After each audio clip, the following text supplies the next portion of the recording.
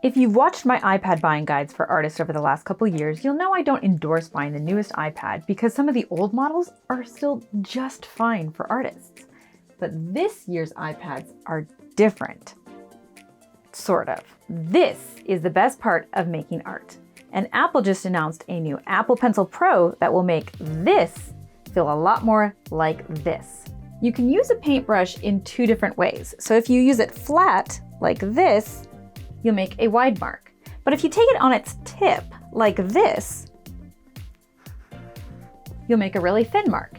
And we use a twisting motion to move between this and this, wide and thin. And the new Apple Pencil Pro has a barrel roll ability, which will allow you to twist the brush.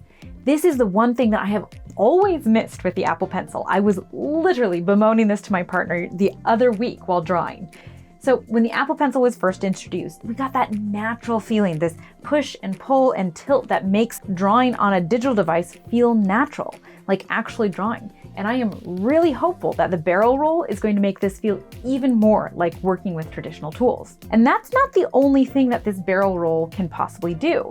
So Procreate is updating the app so that you can use this twisting motion to control shape rotation, stroke jitter, color dynamics, grain rotation, size, opacity, and more.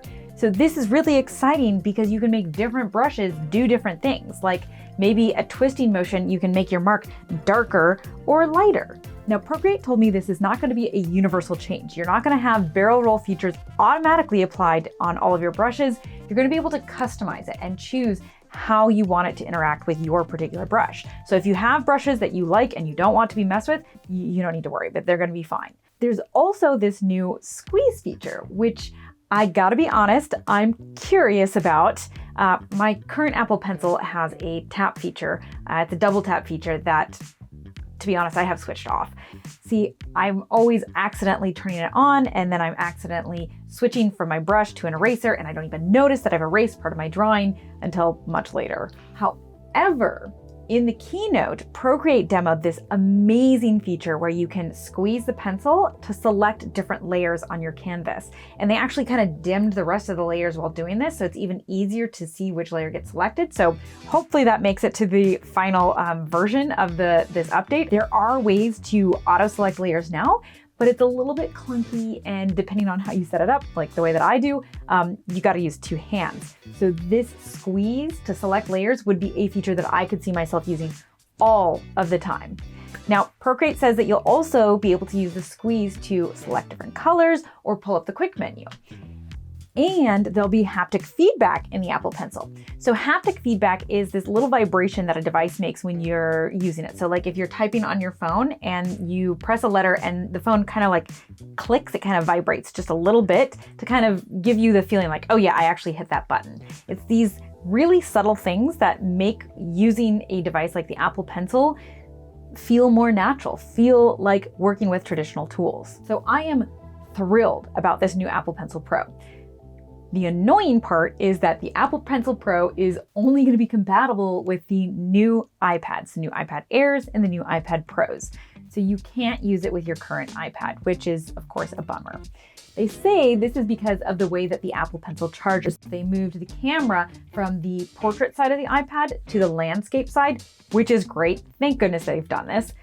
But apparently this meant that they had to change where the place where the magnets attach to the pencil and snap and hold it and charge it. So if you want the Apple Pencil, which is the right iPad for you? Do illustrators need the iPad Pros? The new iPad Pros are getting an M4 chip, which means they are going to be powerful. If you do animation, video editing, or 3D work on the iPad, you are going to want to check out these iPad Pros. They are going to be awesome for you. But what if you just use the iPad to draw in Procreate? The iPad Pros might be overkill for you because the new iPad Airs, they come with an M2 chip, which means that they're also going to be plenty powerful for illustrators. And more excitingly to me, the new iPad Air comes in two sizes. Now, as a professional illustrator, screen size is a big deal for me. It's just so much better to draw on the largest canvas size that I can get my hands on. And the largest screens have always been limited to the iPad Pros. But Now you don't have to get a Pro to get a large screen. The Air comes in the same size as the Pros, a 13-inch. Now, as of recording today, Procreate wasn't able to tell me how many layers each device gets, but as soon as I'm able to find out and they're able to find out, I will let you know. But my guess is that these Airs will be ranking with the last two iPad Pros, the 5th gen and the 6th gen, with how many layers you can get. However, if you like working outdoors, the Airs might not be the best choice for you. See, the Pros are coming with a new OLED screen, and they're also rated to be brighter when you are outside. And if you're like me, I just want to be drawing outside as often as I can be. The other thing Apple announced was the option to add a nano-texture glass to the highest tier iPad Pros. Now, at first, I thought, ooh, is this going to be like a texture on the screen, like paper-like, where it like creates like a little bit of grit? But no, that's not what this is. What the nano-texture glass does is diffuse reflections and make them softer.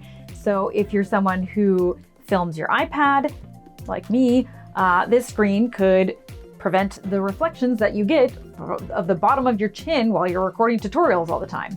Or if you're in a bright environment where the lights are glaring, like in your glasses, this might diffuse that light and make it a little bit less glaring. However, this might come at a cost. So Apple put this nano-texture glass on their full-size Macs a few years ago, and some users complained that it created a slight fuzziness to their devices. And if you've tried a matte screen protector on your iPad, you might have noticed the same thing, that everything on the screen is just a little bit more crisp without the protector. Now, the thing with Procreate is that it's a deceptively simple app. There's so many hidden tools that have slowly been added over the years. Even if you've been using it for years, it's easy to miss them. But oh my gosh, do they make the app so much more fun and easy to use? So check out this video to see some of my favorite Procreate tools.